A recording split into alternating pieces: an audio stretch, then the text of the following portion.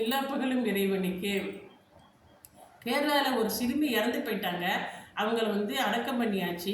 அடக்கம் பண்ணி 2 வருஷம் கழித்து அவங்க தந்தையோட கனவுல தோன்றி என்னை தோண்டி எடுத்து வேறு இடத்துல புதைங்கத்தா அப்படின்னு சொல்லுது. ஏமா அப்படின்னு கேட்டதுக்கு, என்னோட பக்கத்தில் அடக்கம் பண்ணவர் தொழ மாட்டார், அந்த பிள்ளை சின்ன வயசுலேயே தொழுமா, தொழ மாட்டார், அதனால் அவர் ரொம்ப வேதனை செய்யப்படுகிறார், அது கிட்ட இருந்து கேட்டுட்டு என்னால் சகிச்சுட்டு இருக்க முடியல, அதனால் எடுத்து வேறு இடத்துல புதைங்க அப்படின்னு சொல்லுது. அந்த பிள்ளை போய் தோண்டி எடுக்கிறாங்க. அப்படியே புதுசாக அன்னைக்கு அடக்கம் பண்ண மாதிரியே இருக்குது. எடுத்து வேறு இடத்துல புதைச்சிட்டு வர்றாங்க. இப்போ தொழுவாட்டி எல்லாம் எவ்வளோ வேதனை செய்கிறான். இதெல்லாம் நம்ம கேட்ட உடனே எனக்கே அழுக வந்துருச்சு. எவ்வளோ பெரிய விஷயம். நம்ம உலகத்தில் எவ்வளோ பேர் தொழுவாமல் இருக்காங்க முஸ்லீம்கள்லாம். இந்த மனிதர்களும் ஜின்களுக்கும் தான் அந்த அந்த அழுவோட சவுண்டு காதில் விழாதான். மற்ற பறவைகள் விலங்குகள் எல்லாத்துக்குமே கேட்குமா. அந்த அலறல் சத்தம், கபராளிகள் அலறல் சத்தம் எல்லாத்துக்குமே கேட்குமா. நம்ம பூமிக்கு மேலே வசிச்சுட்டு இருக்கோம். நம்ம இறந்த பிறகு குழி தோண்டி முகத்தை மூடி மண்ணை வச்சு மூடிட்டு எல்லாம் போயிடுவாங்க. அப்போ நமக்கு யார் துணை வருவா? ஹஸ்பண்ட் வருவாங்களா, பிள்ளைங்க வருவாங்களா? யாருமே இருக்க மாட்டாங்க.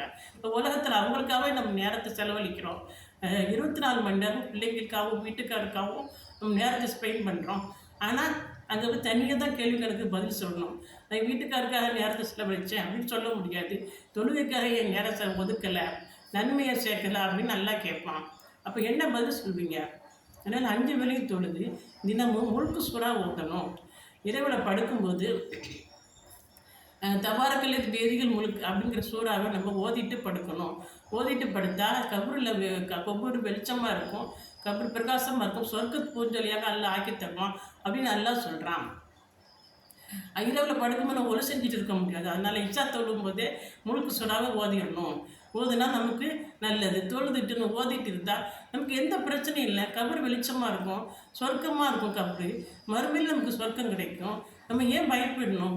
உஸ்மான் அலைஹிஸ்ஸலாம் கபர் கிட்ட போனாலே தாடி நனையிற மாதிரி அழுவாங்களாம். அவ்வளோ அழுவாங்களாம் தேம்பி தேம்பி. நம்மளாம் அதுக்கு ஏமாத்துறோம். நம்மளும் நன்மை செஞ்சு கபரை வெளிச்சமானதாக ஆக்குவோம், கபரை பிரகாசமானதாக ஆக்குவோம். மறுமை வாழ்க்கைக்கு நாம் நன்மை செய்பவர்களாக ஆக்கிவிடுவோம். அஸ்ஸலாமு அலைக்கும்.